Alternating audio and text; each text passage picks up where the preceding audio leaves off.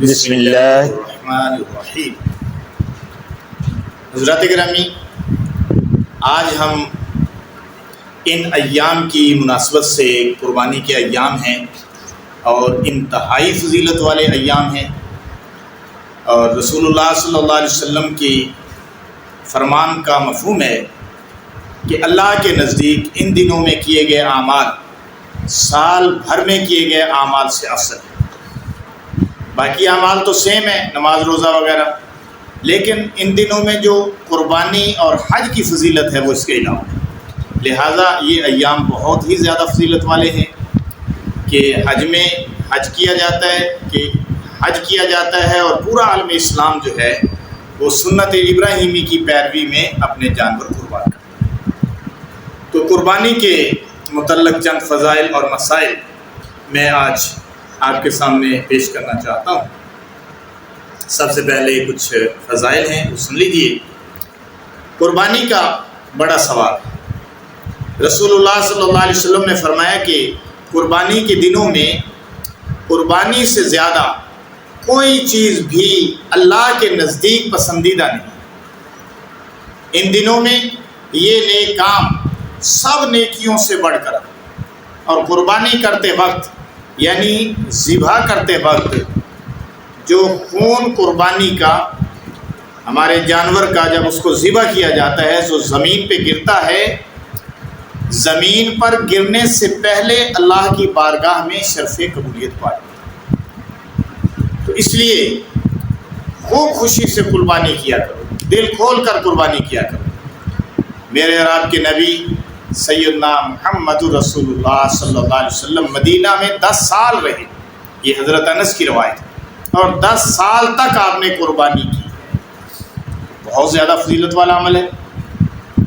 حضور صلی اللہ علیہ وسلم نے فرمایا کہ قربانی کے جانور کے بدن پر جتنے بال ہوتے ہیں، ہر بال کے بدلے میں ایک نیکی لکھی جاتی ہے۔ سبحان اللہ! ذرا سوچو تو اس سے بڑھ کر اور کیا ثواب کی بات ہوگی کہ قربانی کے جسم پر بھیڑ ہے، بکری ہے، گائے ہے، کتنے زیادہ بال ہوں گے، کوئی مہینوں لگا رہے تو گن نہیں سکتا۔ ہر بال کے بدلے میں نیکی، حتیٰ کہ صحابہ کرام رضوان اللہ اجمعین نے ایک مرتبہ رسول اللہ صلی اللہ علیہ وسلم سے استفسار کیا، پوچھا، یا رسول اللہ صلی اللہ علیہ وسلم، قربانی کے جسم پر جتنے بال ہوتے ہیں تو اس کے بدلے میں ایک نیکی ہے، تو یا رسول اللہ جو دمبے کے جسم پر اون ہوتی ہے اس کے بال تو بہت باریک ہوتے ہیں۔ رسول اللہ صلی اللہ علیہ وسلم نے فرمایا اس کی اون کے ہر بال کے بدلے میں بھی نیکی۔ سبحان!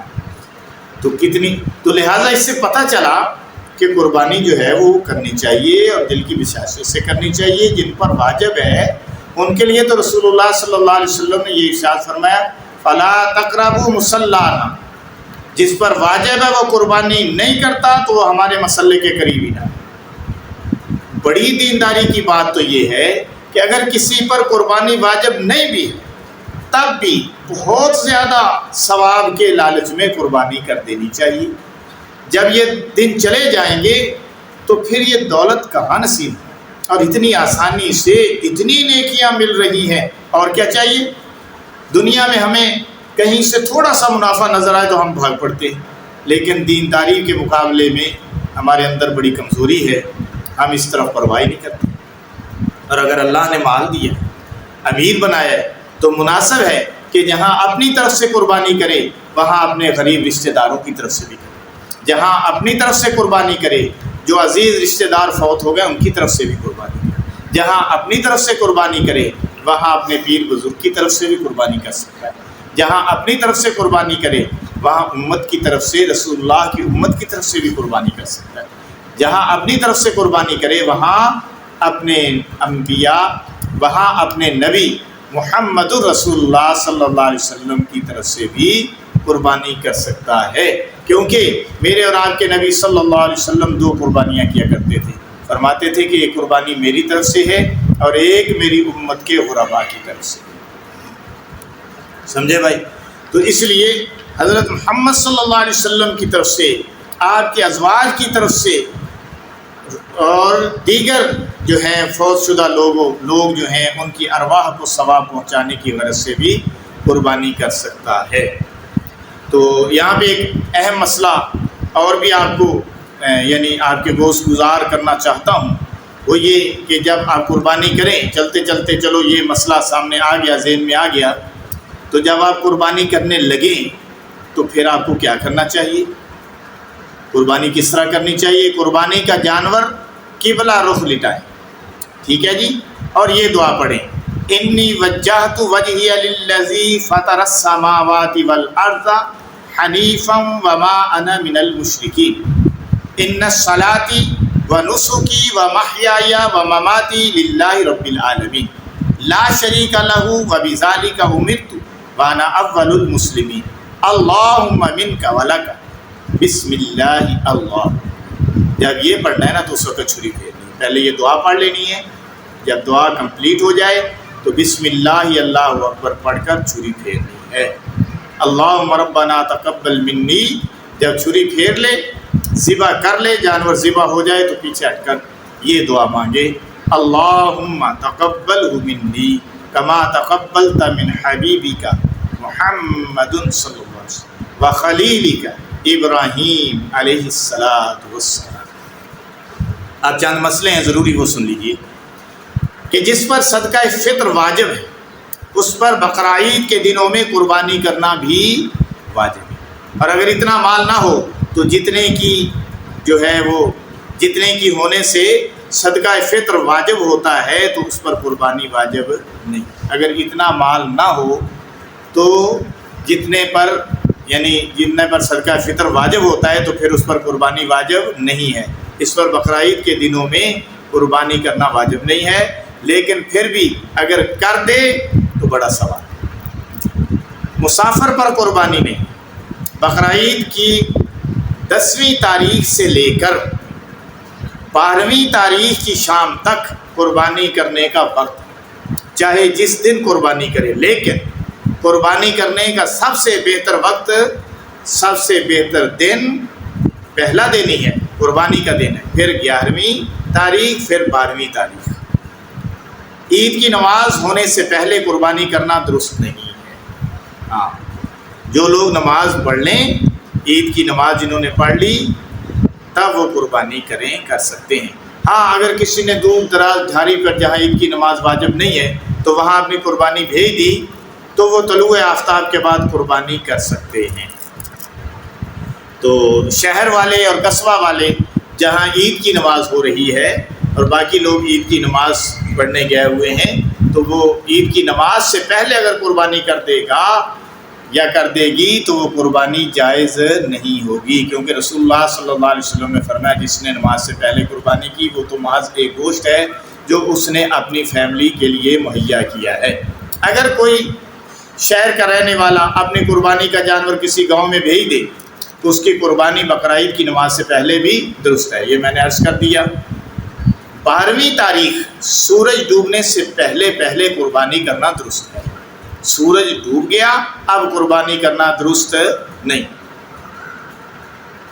10ویں سے 12ویں تک جب جی چاہے قربانی کرے، چاہے دن میں کرے چاہے رات میں کرے، دن میں قربانی کرنا لیکن بہتر ہے کہ رات کے وقت ہو سکتا ہے روشنی کا پورا انتظام نہ ہو اور کوئی رگ کٹنے سے رہ جائے، جانور کو تکلیف پہنچے، تو یہ ٹھیک نہیں۔ 10ویں 11ویں 12ویں تاریخ سفر میں ہے، پھر 12ویں تاریخ میں سورج ڈوبنے سے پہلے گھر پہنچ گیا، یا 15ویں دن سے کہیں ٹھہرنے کی نیت کی تھی، اب قربانی کرنا واجب ہو گیا۔ اسی طرح اگر پہلے اتنا مال نہ تھا اس لیے قربانی واجب نہ تھی، پھر 12ویں تاریخ سورج ڈوبنے سے پہلے کہیں سے مال آ گیا اور یہ صاحب نصاب بن گیا، یا اس کی حیثیت وہ ہو گئی جس پر صدقہ فطر واجب ہے، تو پھر اس کو قربانی فوری طور پر لے کر کرنی ہے۔ اپنی قربانی کو اپنے ہاتھ سے ذبح کرنا بہتر ہے۔ اگر خود ذبح نہ کرنا جانتا ہو یا جانتی ہو تو کسی اور سے ذبح کروا لے، کوئی حرج نہیں، اور ذبح کے وقت جانور کے سامنے کھڑا ہونا بہتر ہے۔ اگر کسی بیوی کی ہے اور سامنے نہیں آنا چاہتی، باپردہ خاتون ہے، تو کوئی حرج نہیں ہے، بس محض اجازت دے دے۔ ہاں جی، قربانی کرتے وقت زبان سے نیت پڑھنا جو میں نے دعا بتائی بھی ہے، بالکل ضروری نہیں ہے، اگر دل میں نیت کر لی تو کافی ہے، ہاں جی، زبان سے بسم اللہ اللہ اکبر کہہ کر ذبح کر دیا تو قربانی درست ہو گئی۔ قربانی فقط اپنی طرف سے کرنا واجب ہے، یہ یاد رکھے، جو صاحب نصاب ہے، جو صاحب مال ہے، اس کی طرف سے قربانی ہوتی ہے۔ اگر آج صاحب نصاب ہے اور یہ کہہ رہا ہے کہ یہ میں اپنے والد کی طرف سے کر رہا ہوں، یہ میں اپنی والدہ کی طرف سے کر رہا ہوں، یہ ٹھیک نہیں ہے۔ پہلے اپنی طرف سے قربانی کرے جس پر واجب، پھر باقی کی طرف سے قربانی کرے۔ ہاں، اگر گھر کے اندر فیملی میں باپ علیحدہ صاحب نصاب، ماں علیحدہ صاحب نصاب، بیوی بھی صاحب نصاب، بھائی بھی صاحب، سب پر واجب ہے، پھر سب اپنی اپنی قربانی کریں یا ایک جانور میں حصہ ڈالیں۔ قربانی بہرحال سب کو کرنی پڑے گی اگر وہ سارے کے سارے اپنے طور پر صاحب نصاب ہیں۔ بکری، بکرا، دمبا، بھیڑ، گائے، بیل، بھینسا، اونٹ، اونٹنی، اتنے جانوروں کی قربانی درست ہے، اور کسی جانور کی قربانی درست نہیں ہے، جیسے ہرنی وغیرہ کی اگر کوئی قربانی کرنا چاہے تو وہ درست نہیں ہوگی۔ گائے، بھینس، اونٹ میں اگر 7 آدمی شریک ہو کر قربانی کریں تو بھی درست ہے، لیکن شرط یہ ہے کہ کسی کا حصہ 7ویں حصے سے کم نہ ہو، سب کی نیت قربانی کرنے کی ہو یا عقیقہ کی ہو، صرف گوشت کھانے کی نیت نہ ہو۔ اگر کسی کا حصہ 7ویں حصے سے کم ہوگا تو کسی بھی کی بھی قربانی جائز نہ ہوگی، اور اس کی جس کا پورا حصہ ہے نہ اس کی کہ جس کا 7ویں سے کم ہے۔ گائے میں 7 آدمیوں سے کم لوگ شریک ہو سکتے ہیں، جیسے 5 آدمی شریک ہو گئے یا 6 آدمی شریک ہو گئے، ہاں جی، لیکن کسی کا حصہ 7ویں سے کم نہ ہو، قربانی درست ہے۔ اور اگر 7 آدمیوں سے بڑھ گئے، 8 شریک ہو گئے تو کسی کی کوئی قربانی جائز نہ ہوگی۔ قربانی کے لیے کسی نے گائے خریدی، خریدتے وقت یہ نیت تھی کہ اگر کوئی اور مل گیا تو اس کو بھی شریک کر لیں گے، تو ٹھیک ہے، شریک کر لو، اگر نہیں ملا تو ٹھیک ہے، آپ خود کرو، ہاں جی۔ قربانی کا جانور کہیں گم ہو گیا، دوسرا خریدا، پھر وہ پہلا بھی مل گیا، اگر امیر آدمی کو ایسا اتفاق ہوا ہے تو ایک ہی جانور اس پر قربانی واجب ہے، اور اگر غریب آدمی کو ایسا اتفاق ہوا ہے تو دونوں قربان کرنا، کیونکہ اس کی حیثیت بدل گئی۔ 7 آدمی گائے میں شریک ہوئے، گوشت بانٹتے وقت یہ بڑا مسئلہ ضروری ہے، اکثر لوگ اس کی پرواہ نہیں کرتے۔ اصل میں دیندار اور بے دین ٹائپ لوگ ملے ہوتے ہیں تو وہ سارے کوئی پرواہ نہیں کرتا، جس کا جو داؤ چلتا ہے تو کہتا ہے کہ میری طرف زیادہ آ جائے۔ دیکھیں، صرف اٹکل سے، اندازے سے گوشت تقسیم نہیں کرنا، بلکہ پورا پورا تول کر تقسیم کرنا ہے۔ اگر کسی کی طرف سے تھوڑا سا بھی زیادہ چلا گیا یا کسی کی طرف جو ہے وہ گوشت جو تو پورا ہے، لیکن ایک نے کہا کہ میں جناب پائے لوں گا اور یہ وہ اس کی طرف زیادہ پائے ہو گئے، تو یہ ٹھیک نہیں، جس کی طرف زیادہ چلا گیا وہ سود ہو جائے گا، ٹھیک ہے جی۔ لہٰذا کلہ، پائے وغیرہ سب اس کو برابر شریک کرنا ہے۔ مثلا 4 ہیں پائے اور لوگ تو ہیں 7 جو اس میں شریک ہیں، اب سب کی طرف تو پائے نہیں جا سکتے، لیکن جن کی طرف پائے نہیں گئے اس کے برابر ان کی طرف گوشت جانا چاہیے، جتنا اس کا حصہ ہے۔ ابھی آخری باتیں سن لیں، مسائل تو اس میں بہت ہیں، لیکن یہ ضروری مسائل تھے جو میں نے آپ کے سامنے رکھے۔ بکری سال بھر کی، بکرا یا بکری درست ہے، سال بھر کی درست ہے، سال سے کم کی درست نہیں۔ جب پورے سال بھر کی بکری ہو جائے تو پھر قربانی پہ لگ سکتی ہے۔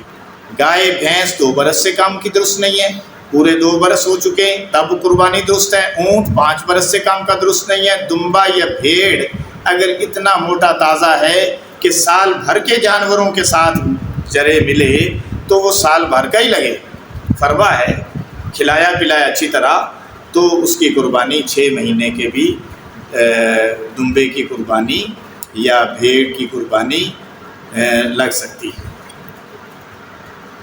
تو یہ ضروری مسائل تھے جو میں نے آپ کے سامنے رکھ دیے۔ اب جانوروں میں کئی نقص وغیرہ ہیں، وہ آپ نے علماء سے پوچھ لیجئے، یا اگلی نشست میں انشاءاللہ کبھی وہ بھی ریکارڈ کروا دیں گے۔ اللہ پاک عمل کی توفیق عطا فرمائے۔ والسلام ورحمۃ اللہ وبرکاتہ۔